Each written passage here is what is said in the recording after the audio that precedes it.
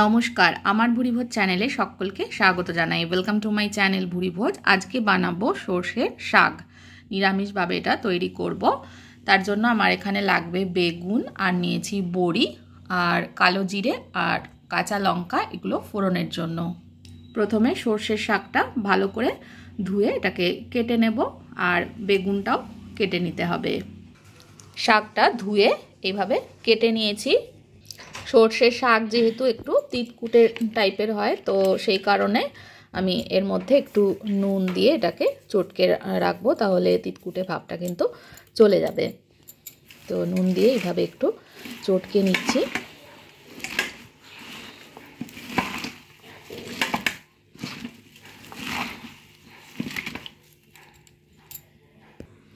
শাকটা নুন দিয়ে ভালো করে চটকে নিয়েছি। এভাবে নুন দিয়ে চটকে নিলে কিন্তু শাকটা নরমও হয়ে যায়, আর রান্নাটাও কিন্তু ঝটপট হয়ে যাবে। তো এইভাবে শাকটা চটকে 10-15 মিনিট মতো রেখে দেব। কড়াইতে সর্ষের তেল দিয়ে দিয়েছি। সর্ষের তেল দিয়ে প্রথমে বড়িগুলো ভেজে নেব।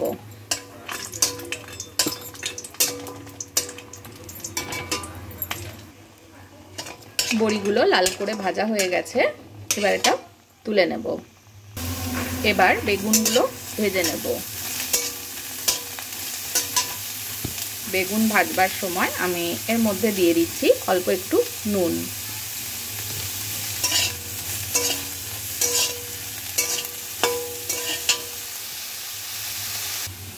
বেগুনগুলো ভেজে নিয়েছি, এবার অন্য একটা পাত্রে তুলে রাখবো। কড়াইতে আরও একটু সর্ষের তেল দিয়ে দিলাম। এবার এর মধ্যে ফোড়নে আমি কালো জিরে আর চেরা কাঁচা লঙ্কাটা দিয়ে দিচ্ছি।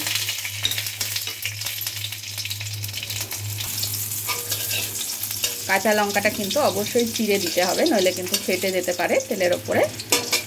কাঁচা লঙ্কা কালো জিরেটা একটু ভাজা হয়ে গেলে এবার আমি নুন দিয়ে চটকে যে সর্ষের শাকটা রেখেছিলাম সেটা দিয়ে দিচ্ছি।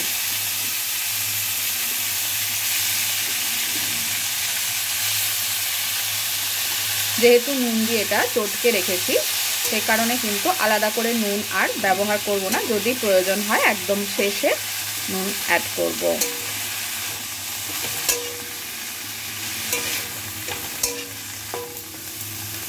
এবার শাকটা ভালো করে ভাজা ভাজা করে নেব। 7-8 মিনিট মতন শাকটাকে ভেজে নিয়েছি। দেখুন শাকটা কিন্তু অনেকটাই নরম হয়ে এসছে। এবার আমি এর মধ্যে যে ভেজে রাখা বেগুন আর বড়িটা ছিল সেটা দিয়ে দেবো। বড়িটা একটু গুঁড়ো করে নিয়েছি।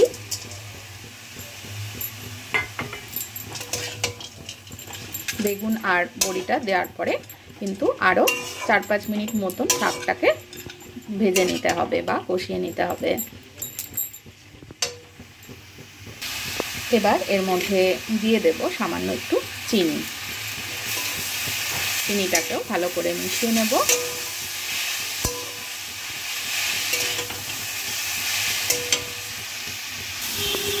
আরও 3-4 মিনিট মতন ভেজে নিয়েছি শাকটা। তারপরে সামান্য পরিমাণে এর মধ্যে একটু জল দিলাম শাকটা মাখা মাখা করবার জন্য। খুব সামান্য পরিমাণে একটু দেব।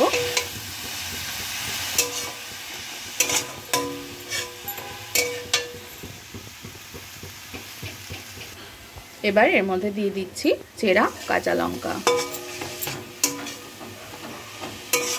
শাকটা আরও একটু 2-3 মিনিট মতন রান্না করে নিলেই কিন্তু একদম তৈরি হয়ে যাবে গরম গরম ভাতের সঙ্গে খাওয়ার জন্য।